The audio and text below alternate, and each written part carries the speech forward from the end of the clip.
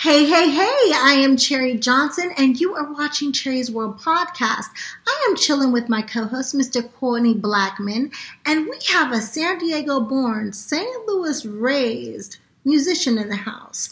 She can't really fit into any genre. You might hear a little country, right? But when it hit a pop, R&B, maybe even a little smooth jazz mixed in with some rock roots. If you haven't figured out who I'm speaking about yet, it is Miss Venus Renae. Stay tuned. You don't want to miss this sensational talent. The only podcast coming through your beat stereo is Cherie's World, so let's go around like a merry-go. Plug your phone in, make sure it got a full battery. Download it Wednesday, listen to it Saturday. She cover all topics, whatever you after. She got ball players, authors, doctors, actors, rappers, singers, entrepreneurs, divas, leaders, Androids or Apple, turn up your speakers. Trying to shoot my shot like the vaccine, whether it's Cherie or Maxine, whether the podcast or acting, she that queen. PYT, you know what that mean. Saw you on TV and touch the screen, touch on you. I plead Lucy's got a crush on you. It'll mean the world to get a blush from you. Teaspoon of me, leave you sleep like Robitussin do. Ooh, Miss Venus is here. Now, I have a question for you. Being from San Diego, right? When's the last time you were home? I'm originally from St. Louis. I thought you were born in San Diego. I am. I'm born in San Diego, raised in St. St. and now residing in Atlanta. So, Atlanta, who got the best pizza? say St. Louis. I'm sorry. No. So I was just having this conversation where I feel like I need to import some St. Louis cheese. There's something about the cheese that y'all put on pizza there that's different than the cheese they put everywhere else. Yeah, they be putting what is it? Provolone, Promovella cheese on it, but it's Emo's Pizza. Emo. I love me some Emo's. Like, if I have people to come from St. Louis to come and visit, I'm like, bring me a few things that is Chinese food, Emo's Pizza, some red hot riplets, and some best sodas. What is red hot riplets? There's some chips. I had the Emos. I had a homegirl that's from St. Louis. She brought me some. Really? I'm sorry. I know I'm a pig. You can tell I'm a foodie, right? Who starts off an interview with some food? Yeah, she gave me some. Emos is good. Yes. That is crazy. Now, you are so talented. Before this interview, Courtney and I were actually playing your music. Yes. You have a song that, girl, I had to pause. I couldn't watch the whole video all at the same time. Okay. You know which one I'm talking about? Mm-hmm. Can you tell me more about that song and the inspiration? Okay, so that song is actually a personal story for myself. And I created it, I wrote it out of a space to just release it so that I can stop having it as baggage. And it's called Rose Thorn. And it's about sexual abuse. Yes. And when I was writing it, I was thinking about,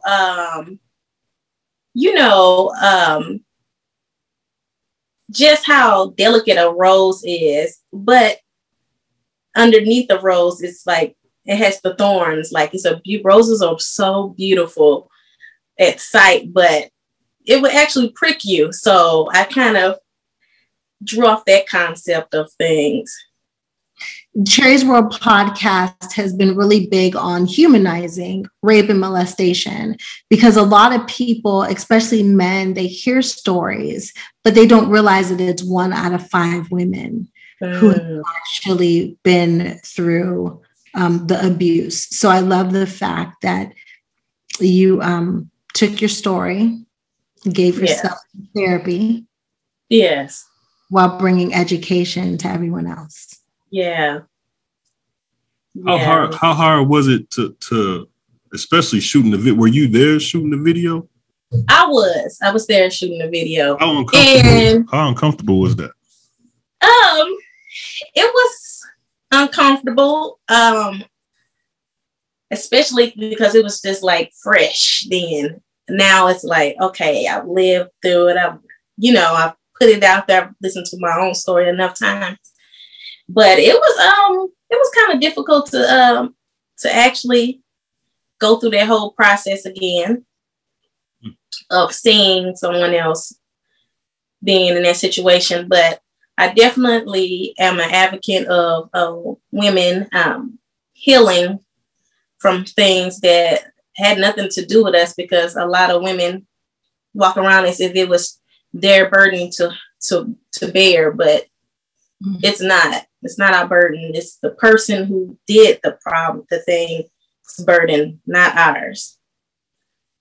Absolutely. Do you have children? I do. Yeah, mommy. Yes. Going through a situation like that, what has it taught you to teach your children? It's taught me to teach them to be very aware, and it's no signs. The crazy thing is it's no signs. It's not something that you can be like, oh, this is a person. You know that they're going to do something to you, but no, it's not. It's just to be very aware and to talk to someone, and to always know that I'm here if I ever need to be there for them, and let them know that my door is always open.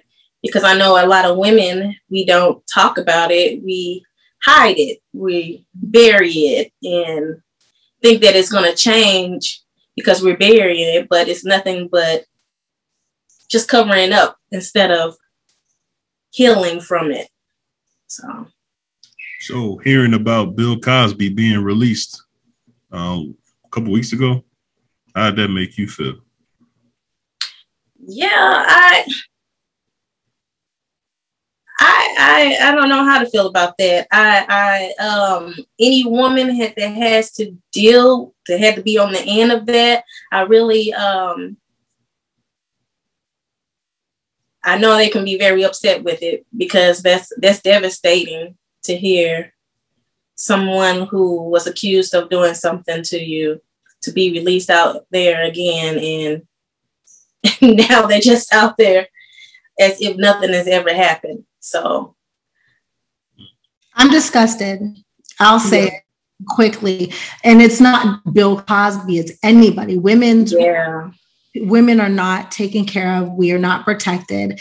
You can do less time for raping a woman or hurting a young girl, but somebody who stole something out of the grocery store will get more time in jail than you do if you hurt a woman or a girl. And it makes me very upset. Yeah, and I don't like that either. I think it should be repercussions behind all of that. Because guess what? The woman is left feeling less of things while someone else is going on about their business to hurt someone else. Yes, to do it to someone else. Because they don't stop. They're not being rehabilitated. Bill Cosby, he probably too old to get it up anymore, but he was let out on a technicality. He was not let out because he was innocent. Yeah. And I think that's what a lot of people are confusing the two. And what really upsets me is social media makes a joke out of it. And I understand why we want to laugh. Nobody's trying to diminish his talent. Nobody's trying to say that, he hasn't done great for the Black community, but he's also damaged the community.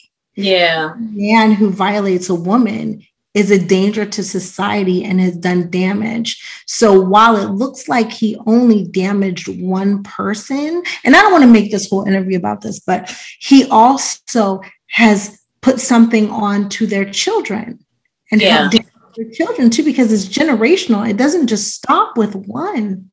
No, it doesn't. And it kind of, I'm a big advocate for therapy. So I think Black women, Black people as a whole, just therapy is great for us. And I know that we don't necessarily view it as a great thing. I don't know how they all began. I kind of do, but I don't. But I'm an advocate for it. And you realize that things that you have been walking around doing and coping with, self-coping and self-medicating yourself, how it influences not just you, your kids, your family, how you interact with friends, with anybody. It's just a big bubble that you don't realize that you've been carrying, but you have. So yeah, it changes your life course forever. Definitely. Well, we don't have to stay on this, but I do have a question for both of you, though. So one thing I want to talk about, and maybe this might not even be the episode to talk about this, but victim blaming. For instance, we've grown as society to know. Back in the day, I heard this from my aunts or even uncles or older people. They'll say, "Well, that girl knew better. What'd she go up to that hotel room for?" You know, now we've progressed in society, I think, to know you don't victim blame, you know, why somebody went there. But I want to talk about the reverse part of that.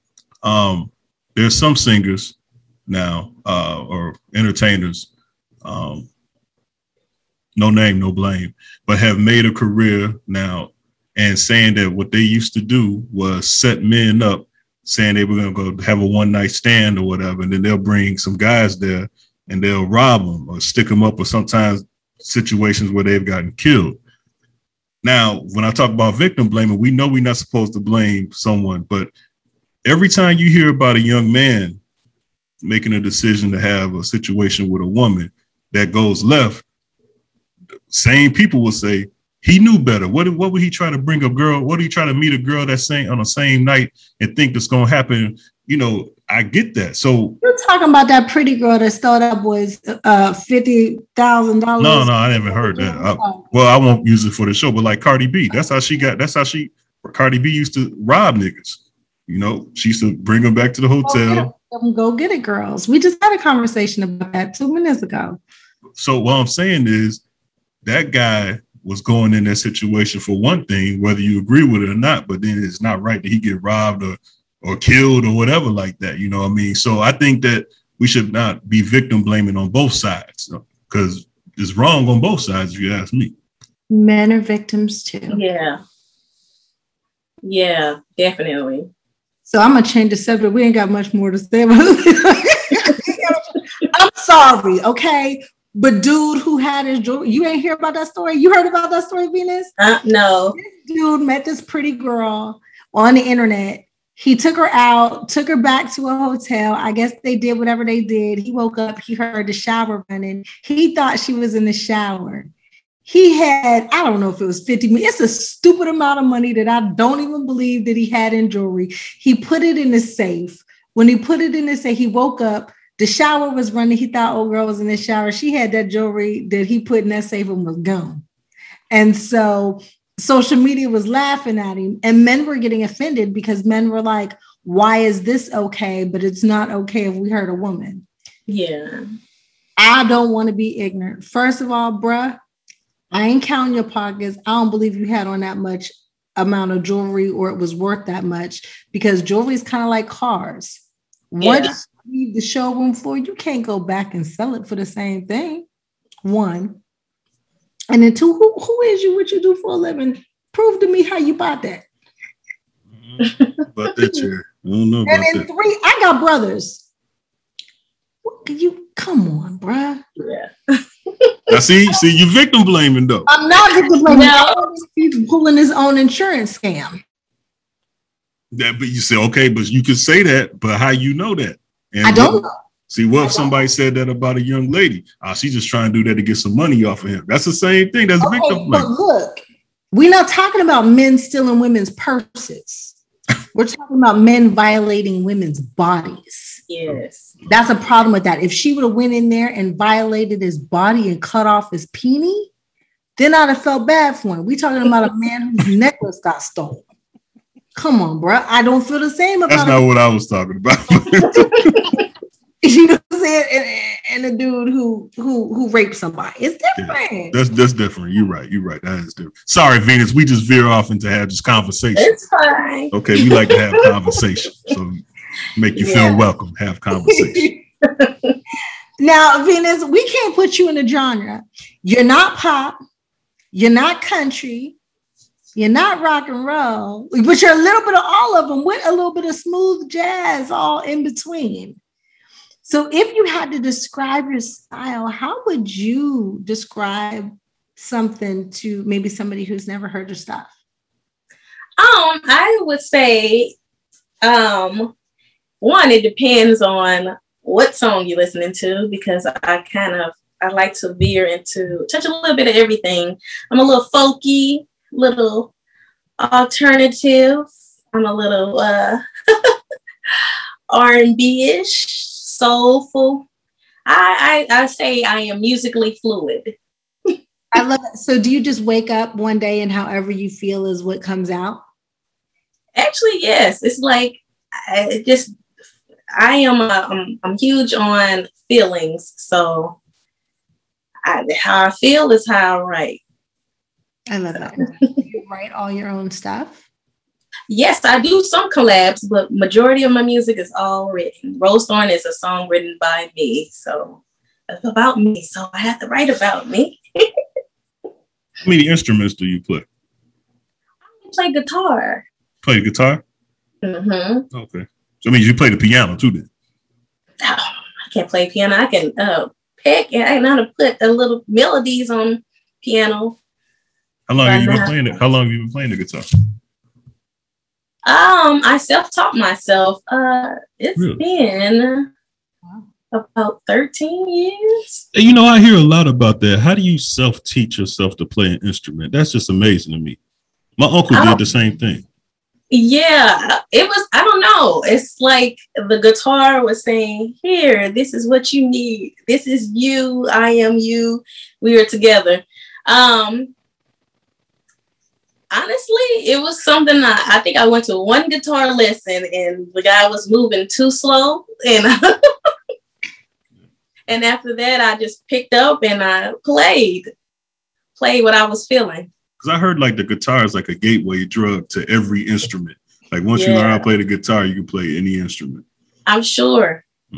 Wow, I can't believe that. My uncle taught himself how to play the guitar. And now that I think about it, my grandfather used to play a game with him. So every Christmas he got a new instrument. And my grandfather never brought anything in the house that he couldn't play. A lot of sense. Wow. And he never had a lesson. So 13 years ago, right? You went on this journey. And is that when you fell in love with music or singing, or were you singing prior? I was singing prior. I come from a family full of musicians anyway. My family sings. My grandmother sang. Well, she's still alive, but she sang. And my family grew up singing anyway in the church. And I just got, captivated by music. I was just captivated by it. And then writing too. So I was really like always ready to express myself through writing and through singing. So it's kind of been here since forever. What's funny is I remember myself when I was younger, and I remember asking for like a mic. So I had this mic. I have a picture of myself with this mic and a guitar. I had like a guitar, little amp and everything, not knowing that futuristic me would be like, oh, this guitar and you was you. So that was me at like 4 or 5 years old. Wow. So here we go again. Another person who is manifested. Yeah. How'd you hook up with your manager? I know him through a good friend of mine. I'm actually ex-military. Okay. So thank you for your service. Thank you. My wingman. My good friend, she that's her husband. So okay. Wow. So did you meet them when you were in the service? How you just in the service and you like, you know what? I'm gonna do music. Yeah. What's funny is that I was doing music while in the service. So how? I don't know. I promise you, it's like music has always been there. And we were I was stationed overseas, and I knew someone they had a little setup in their dorms, and I used to go over there and record over there.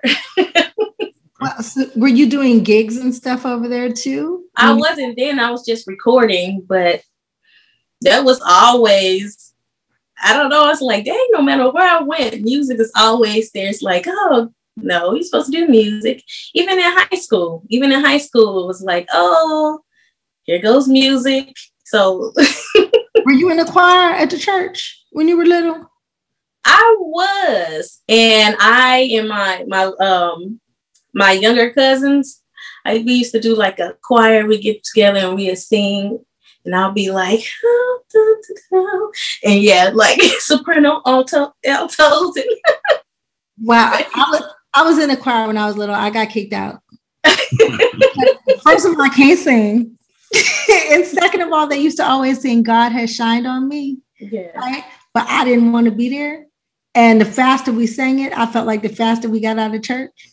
And so they all started with the, God has shined on me. So here I go. He's been good to me.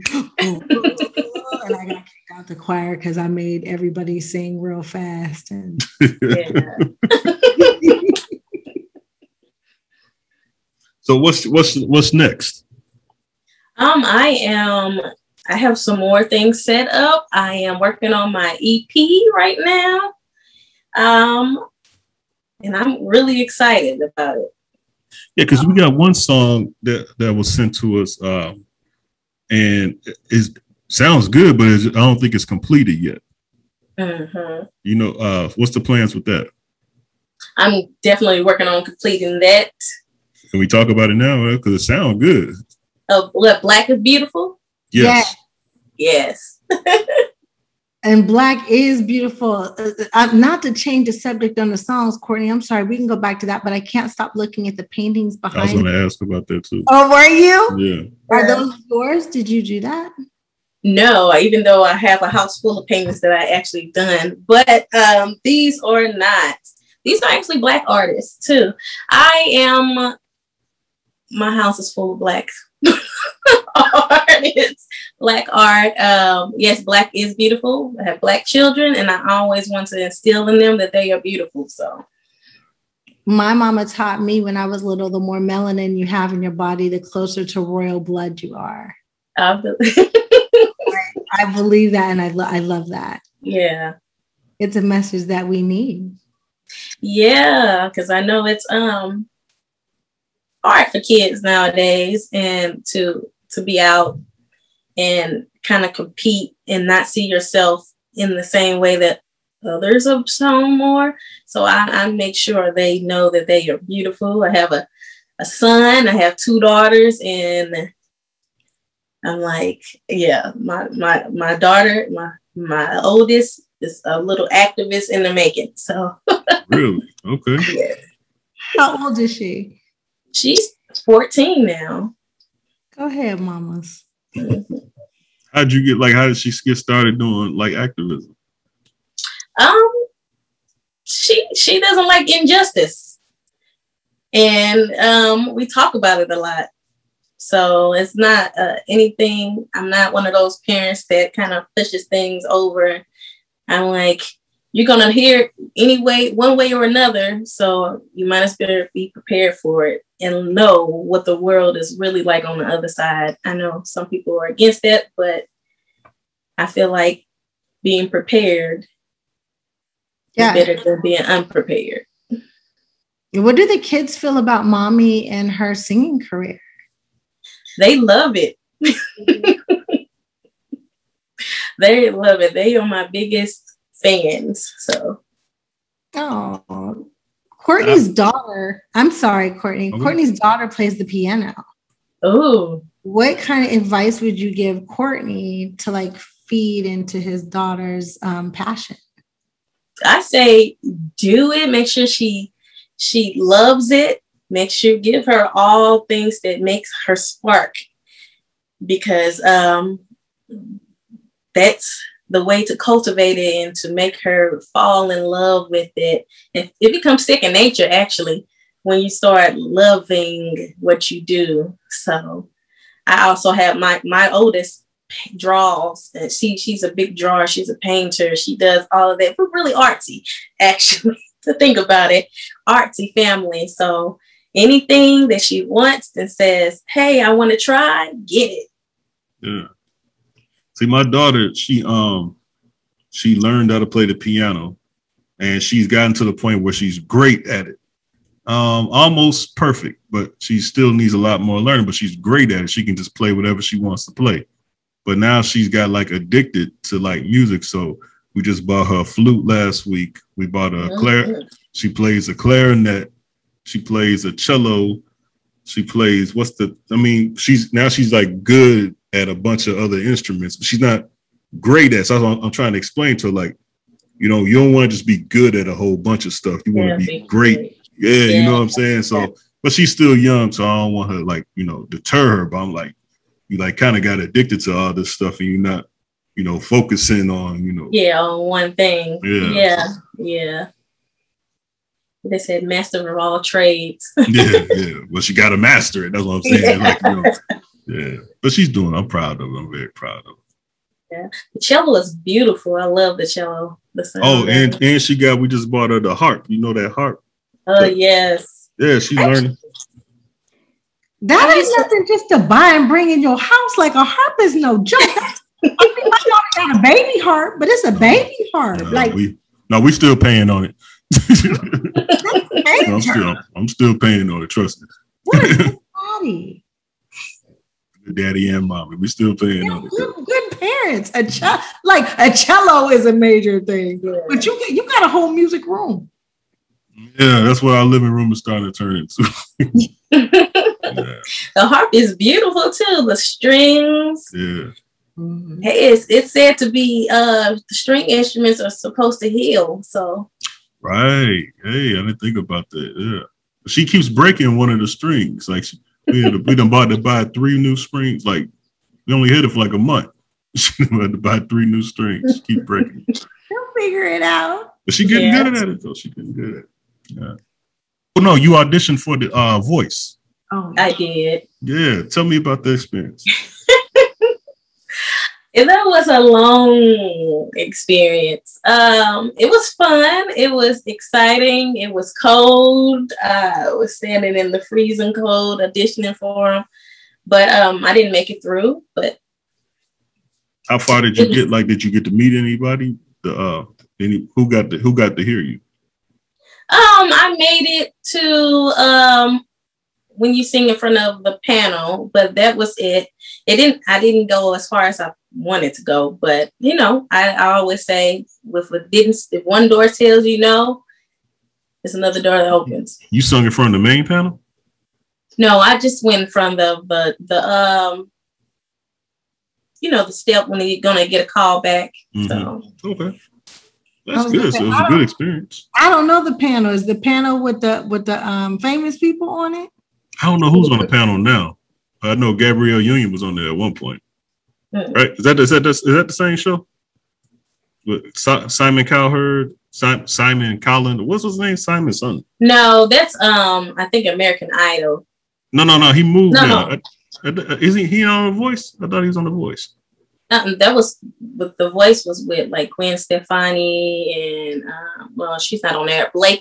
I'm thinking about America's Got Talent. That's what I'm thinking. Oh yeah, America's Got Talent. I forgot. Who was there when you were auditioning? Was it like Gwen Stefani and Blake, or was it like producers? It was just producers then. Yeah. Okay, I was gonna say, because a lot of people who have never really experienced it, they don't know. They believe that the first time that you come in, you have those famous people sitting there on the panel listening. Yeah. But it's a process before you. And when you interviewed, didn't you audition like in DC or something? Is that why? Yeah.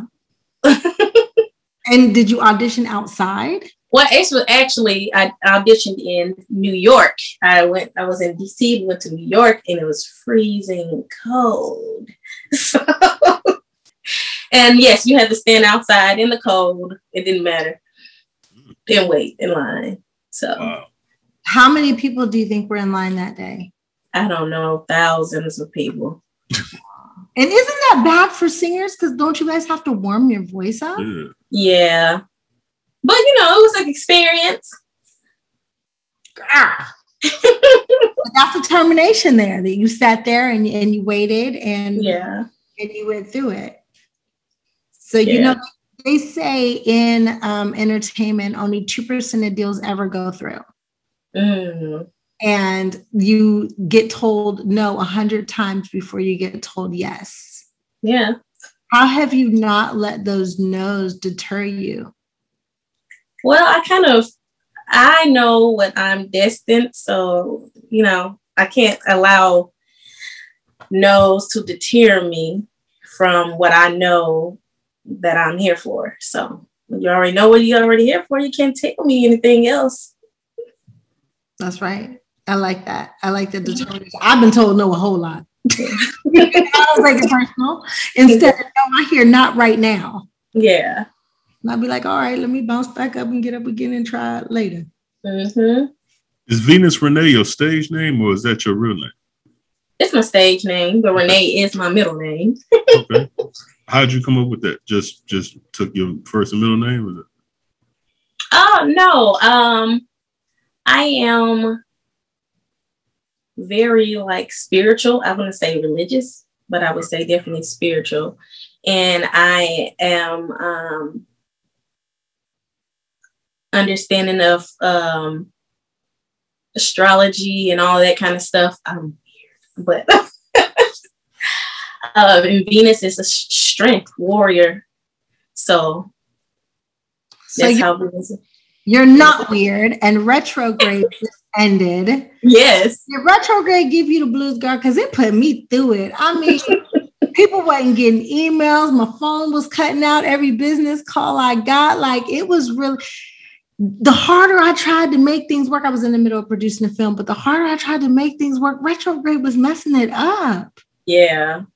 Yeah. We had some major stuff happening at the end of last year to this year. Some major stuff. You said retro what? Retrograde. What's that? Our planets and our stars and stuff is aligned all funky right now. You know what I'm saying? But we back, retrograde is over. Finally, it ended last week. See, because you said you was weird. I'll be for real burning my sage and I take my crystals out. And so you don't know nothing about that, huh, Courtney? No. You have to take your crystals out to get recharged by the moon. Yeah. You leave them out there all night and then hurry up and bring them in so they don't get too much sunlight. Yeah. Oh, okay. No, I don't know nothing about no voodoo. I'm about to say. No, none of that either. They call me the Geechee girls, but I'm not. I just like to eat rice. I ain't no Geechee girl. I don't know nothing about that voodoo. You know what I'm saying? I'm about to say, remind me not to take no ketchup at your house. Oh, I don't play with people's food. You heard about the ketchup thing? I heard about spaghetti. Spaghetti ketchup, yeah. And red sauce. Yeah, don't mess with that. Potato salad. No, I haven't heard about potato salad. What's that? Oh, you're not supposed to take people potato salad either. That's why it's a whole big deal in the Black community. Who made that potato salad? Don't eat that potato salad. Oh, you Really? Yeah. That's a new one. That's a new one to me. I never heard that one. I don't know how to explain it cleanly. No. I was taught that women would take. Okay, all right. Okay. And put it in mayonnaise or Miracle Whip and make so you don't eat everybody potato salad because I ain't want to. That's some other stuff. And women do that so they can keep men. Oh, okay. So that's supposed to be like a love spell kind of stuff. Yes. That's the same thing Bill Cosby was talking about. You know, that's all he thought he was doing was help was giving Quaaludes just to help, you know, relax you. I'm just saying, like, no. Hey, look how you talking, fucking with people's. I'm sorry, messing with people's potato salad and spaghetti and all that shit. But they say like that's how you keep your man in love. Bill Cosby was just trying to hit it and go home to his wife. He had a wife the whole time. Hey, you ain't gotta convince me. I'm just saying. I'm not into that. You know what I'm saying? I'm trying to have a podcast summer. I don't know if you see my Instagram, but I got a cute little boo with some gray shorts on. I'm having a hot girl summer. We'll see what happens after 3 months. You know what Venus, I'm saying? how you feel? Venus, how you feel about stuff like that? This hot, an artist like yourself, you know, doing the kind of music you do. How you feel about the hot girl summers and whatever else they got going on? I feel like there's some hot girl summers that everybody has a little bit of hot girl summer in them. So what I was about to say is, Venus, what month was your kids born? I have a January, a March, and a June. My little Gemini. That means somebody know all about them hot girls. June what? I'm a Gemini. I'm born June 16th. Okay, that's Pac. June 16th. Yeah, that's Pac's birthday. Tupac's birthday. Yeah. Oh, I missed your birthday, Courtney. Happy belated birthday. See, happy belated birthday. Yes, I'm sorry, Courtney. I'm not a public figure. You wouldn't have no way to remember my birthday. Now, if I forget your birthday, that's a problem because I don't remember anybody's birthday. Right, you're not supposed to remember. I'm sorry, Venus. Back to you. So, when we going on tour? Has COVID really messed up your vibe, like, and your plans? Yeah, it did actually. Everyone being locked down made a difference, but it gave me a time to recharge. So I am currently working on that now. So I'm excited to get back out there and do my thing. What's a Venus show look like? Someone can see you. Me playing live, me with my guitar, live playing with a band behind me. So do you ever sing other people's songs too? No. Okay. I don't. Like that was a strong no. So have you taken this time to write?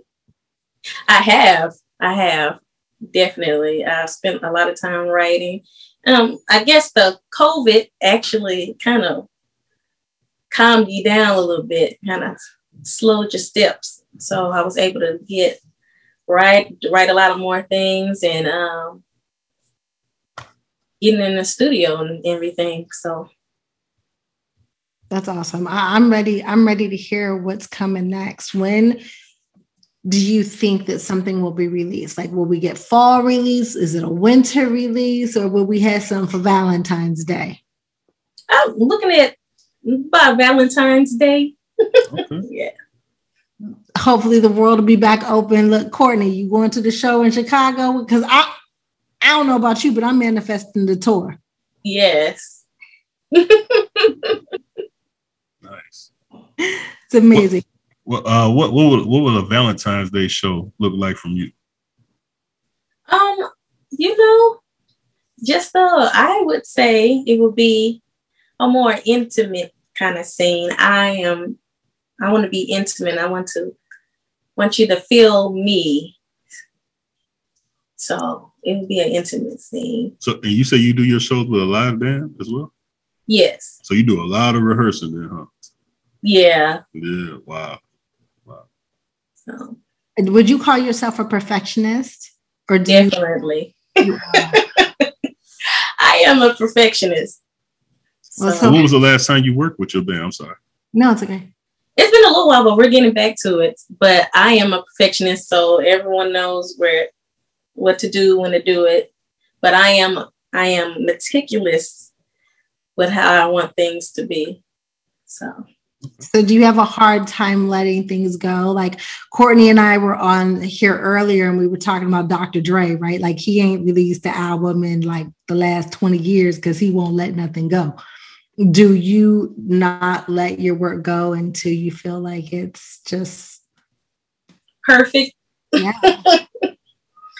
Yes, I am probably bad with that a little bit. I have things that I have worked on previously that, I want to shine up a little bit more so that I can release it. But I don't like to give out half work, half done work. I wish I had a little bit more of that in me. A part of me wants things to be perfect, but then another part of me finds the beauty in the imperfections. Yeah. And so I'm like, it's authentic, it's raw. Mm-hmm. I don't want to beat a dead horse because I have a little bit of ADD too. I mean, it's not really clinically diagnosed, but I know that it's there. So I like to move on. Yeah. How do you know when it's time for you to release something? Because for creatives, I've learned that that's kind of hard for them to release stuff and move on. Yeah. When it feels right. I don't know how to explain it, but the little inside tingling thing is like, okay, now this is it. This is that magic that you've been wanting to have. So, and I'm actually like that as well. And you know what I found that made it easier for me is hiring somebody else to do the work for me, and I just tell them what to do. And they're like, well, fuck it, why don't you just do it then if you want it, like, and it goes back. But I'm like, there's certain things that I want to express. Like when I just do things with Cherie, there's certain things that I want to express, but I'm like, damn, it's frustrating me trying to figure out how to express it. So I'll hire somebody else, and he's supposed to just read my mind as of what I'm showing. And when he can't figure it out, I can just yell at him, and beat a dead drum because I paid him already. And he's like, your job is to make it perfect. So that's one way I find as a way to do it. That's just my tip. And you don't be yelling at people, Courtney. Courtney's the nicest people in the world. Courtney, to you. Right, I'm nice to you. Oh, let me give y'all a little bit of advice. When this hot girl summer stuff started, right now, the last time when it started, last time they hit a hot girl summer, you know what happened after that, right? What happened? COVID. So y'all sit y'all hot girl ass down. All right? That's what happened last time. Yay! Real talk. I just trying to get my vibe back. I got some things I need to do. Nah. Hater. Yeah. Hater saying, slow it down. He be picking with me. So talking about advice, right? Since Courtney want to give unsolicited advice, what kind of advice would you give somebody who really wants to pursue their dreams but don't know how to start? I would say just go out there and do it. Listen, this social media, we have social media now. It's like the internet has created all of these avenues that you didn't have before. I would say go in there, go perfect your craft, learn about your craft, like really understand it, because it's a business. So you need to understand your business, and go express yourself. Don't let anybody tell you no. And don't give up on it. Because if you say no, you give up, you're never going to see it to fruition. So please, go live your dreams. What's your social media? My social media is Venus Renae. It's VenusRenae. At every place is at Venus Renae. So okay. That's people can find you? Yes. I hate to put you on the spot, but there's nothing to me more romantic and more beautiful than just like the authentic, raw art or your voice. Could you give us like a hot 4 bars real quick? Okay. I ask God to bless me, take away all the pain. It feels like He inspires me with all the struggling. My bills ain't paid, my debt is deep. Guess it's too high, I cannot eat. The world just seems to be suffering today. The unemployment line, we're all on. We're all on the unemployment line. Do.